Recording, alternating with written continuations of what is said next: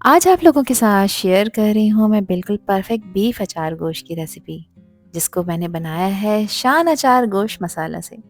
और believe me, इसका flavour literally addictive है। ये अचार गोश्त खाने में बहुत ही मज़ेदार है और बनाने में बहुत ही इजी कि बिल्कुल टाइम ही नहीं लगता।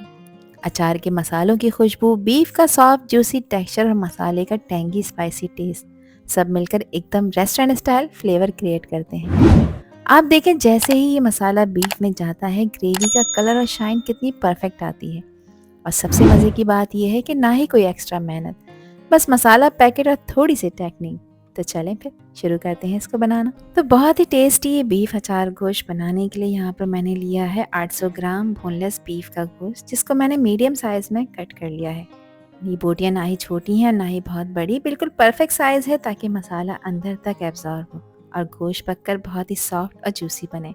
इसको मैंने अच्छी तरह से वॉश और ड्राई कर लिया है। इस रेसिपी को आप मटन और चिकन के साथ भी तैयार कर सकते हैं। और यहाँ पे आपको दिखा रही हूँ शान अचार गोश्त मसाले का पैकेट। ये पूरी रेसिपी का रियल गेम चेंजर होता है। इस मसाले की सबसे अच्छी बात यह है कि इसमें वो सारे खट्टे, चटपटे और अचार वाले ऑथेंटिक स्पाइसेस ऑलरेडी बैलेंस होते हैं।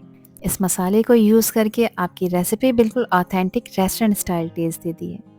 अब इस अचार गोश्त को बनाने के लिए यहाँ पर मैंने ली हैं 10 अदद बड़ी वाली हरी मिर्चें, जो कि ज़्यादा तीखी नहीं है। पैकेट खोलने के बाद सबसे पहला काम आपने ये करना है कि इस पैकेट में से आपने 2 टेबल स्पून मसाला अलहदा से निकाल कर रखना है। इसमें मैं एक अदद बड़े साइज़ के लीमू का भी इस्तेमाल कर रही हूँ, जो कि रस से भरा हुआ है। अगर छोटे साइज़ के लीमू हैं तो आप 2 भी इस्तेमाल कर सकते हैं। तो 2 टेबल स्पून मसाला मैंने यहाँ पर अलहदा कर लिया है। अब जो लीमू था बड़े साइज़ का, इसका सारा का सारा रस हम इस मसाले में ऐड कर देंगे। और जब ये लेमन जूस इस मसाले के साथ मिलता है तो इसका एक थिक पेस्ट तैयार हो जाता है, जो कि बहुत ही ज़्यादा खट्टा और बहुत मज़े का लगता है और अचार वाला टेस्ट ज़्यादा उभर कर आता है। लेमन जूस डालते ही मसाला बिल्कुल स्मूथ और खुशबूदार हो जाता है। अब इस मसाले को मैं हरी मिर्चों के अंदर भरूंगी। अचार गोश्त का असली मज़ा ही इन स्टफ मिर्चों से आता है। जब ये मिर्चें मसाले के साथ पकती हैं तो फ्लेवर और भी ज़्यादा टेस्टी हो जाता है। अब मैं इन हरी मिर्चों के ऊपर स्लिट लगा रही हूँ। कट आपने इतना लगाना है कि मिर्च खुल जाए लेकिन टूटे नहीं। इससे मसाला अंदर तक भरना बहुत ही आसान हो जाता है और पकने पर फ्लेवर पूरी तरह से मिर्च के अंदर ही फैल जाता है। और अब हरी मिर्चों के अंदर ये मसाला भरेंगे। तो देखिए, मिर्च को हल्का सा साइड से कट किया हुआ है। अब इस मसाले को अच्छी तरह से प्रेस कर रही हूँ ताकि पूरा फ्लेवर मिर्च के अंदर सेट हो जाए। जो एक्स्ट्रा मसाला है उसको आपने निकाल देना है। जब ये मसाले वाली मिर्चें पकती हैं ना, तो इसका टेस्ट और खुशबू डबल हो जाती है। और जब ये मिर्चें मसाला सोख करती हैं तो बहुत ही ज़्यादा चटपटी और टेस्टी बन जाती हैं। तो मैंने यहाँ पर सारी मिर्चों को भर लिया है। ये काम आपने पहले ही कर कर रख लेना है ताकि फिर बाद में प्रॉब्लम ना हो। अब एक पैन लेंगे और इसमें शामिल करेंगे आधा कप कुकिंग ऑयल। ऑयल को थोड़ा सा मीडियम फ्लेम पर गर्म कर लेंगे और अब इसमें मैं शामिल कर रही हूँ 5 मीडियम साइज़ के टमाटर थे, जिसको मैंने रफली ग्राइंड करा है। स्मूथ ग्राइंड नहीं करा, रफली ग्राइंड करा है। इसमें अभी भी आपको थोड़े से टमाटर के चंक्स नज़र आ रहे होंगे। आप लोग चाहें यहाँ पर टमाटर को स्मूथली पेस्ट बनाकर भी इसमें ऐड कर सकते हैं। अब इन टमाटरों को ऑयल के साथ पकाएंगे तकरीबन 4 से 5 मिनट के लिए। तो जैसे ही टमाटर पकेंगे, इसके अंदर जो पानी है वो ख़त्म होता जाएगा और इसका कलर और भी ज़्यादा गहरा हो जाएगा। अब मैंने इसको कवर कर दिया है ताकि आसपास छींटे ना उड़ें। इसको आपने चलाते रहना है और 4 से 5 मिनट के लिए कवर कर कर पकाना है ताकि इसका कच्चापन ख़त्म हो जाए। यहाँ पर देखें, 4 मिनट इसको मैंने पकाया है। ऑयल इसमें से सेपरेट होना शुरू हो गया है। बस ये निशानी है कि टमाटर पकना शुरू हो गए हैं। यही बेस हमारे अचार गोश्त का फ्लेवर स्ट्रांग बनाता है।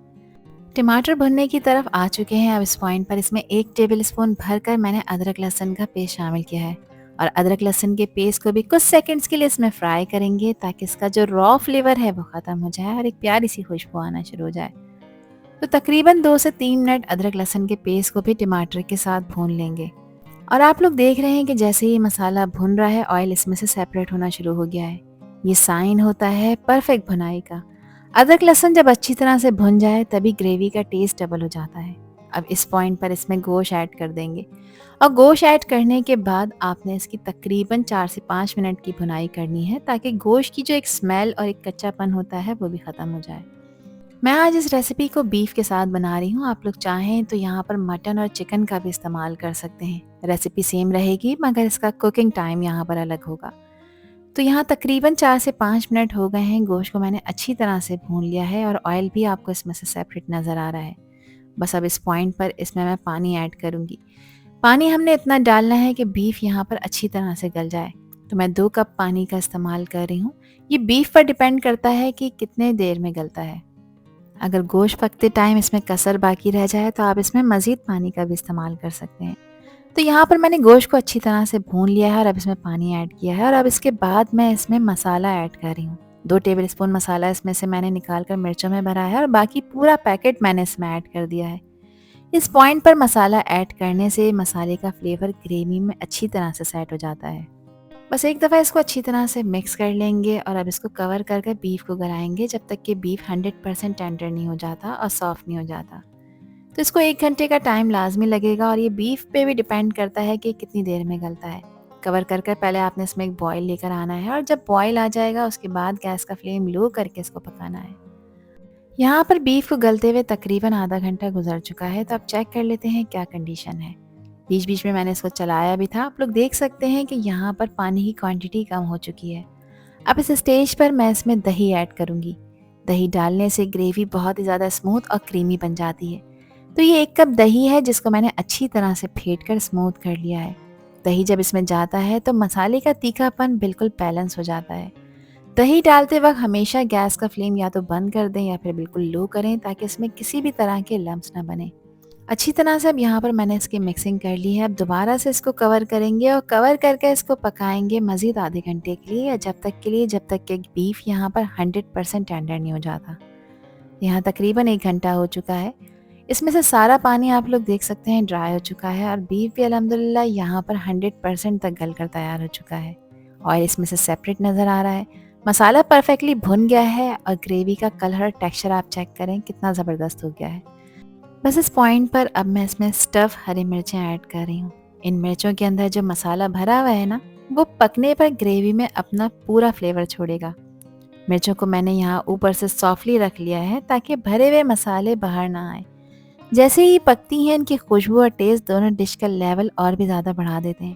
اچار گوشت کا اصلی مزہ ہی ان اسٹف مرچوں سے آتا ہے۔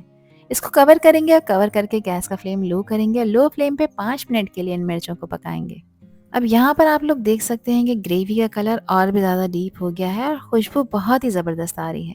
سب چیزیں پرفیکٹلی کوک ہو چکی ہیں۔ بس اب اس کی فائنل گارنشنگ کے لیے میں اس پہ سپرنکل کر رہی ہوں باریک کٹا ہوا ہرا دھنیا، جو نہ صرف اس کے ٹیسٹ کو انہینس کرے گا بلکہ اس کو ایک وائبرنٹ لک بھی دے گا۔ اور یہاں پر ہمارا چٹپٹا اور بہت ہی مزیدار اچار گوشت بالکل ریڈی ہو گیا ہے۔ گریوی کا کلر کتنا خوبصورت آ رہا ہے، مرچیں اچھی طرح سے پک چکی ہیں اور بیف بالکل نرم ہو گیا ہے، اور خوشبو بہت ہی زبردست آ رہی ہے۔ تو چلیں ابھی خوبصورت سے باؤل میں مزیدار اور چٹپٹے سے اس اچار گوشت کو سرو کر لیتے ہیں، جس کو انجوائے کر سکتے ہیں آپ تندوری روٹی، نان یا پھر چپاتی کے ساتھ۔ چاولوں کے ساتھ بھی یہ اچار گوشت بیسٹ کامبو بنائے گا۔ تو پھر ریسیپی ٹرائی کریں اور مجھ سے شیئر کریں اپنا فیڈ بیک کہ آپ لوگوں نے کیسا اچار گوشت بنایا۔ آئی ہوپ کہ یہ ویڈیو آپ لوگوں کو پسند آئی ہوگی۔ پسند آئی ہو تو کمنٹ سیکشن میں اپنا پیارا سا فیڈ بیک مجھے لازمی شیئر کریے گا، اور چینل پر نیو ہیں تو چینل کو بھی ضرور سبسکرائب کر دیجیے گا۔ آپ سے پھر ملوں گی انشاءاللہ ایک نیو ویڈیو میں ایک نیو ریسیپی کے ساتھ۔ جب تک ہادیہ کو دیجیے اجازت۔ اللہ حافظ، اللہ نگہبان۔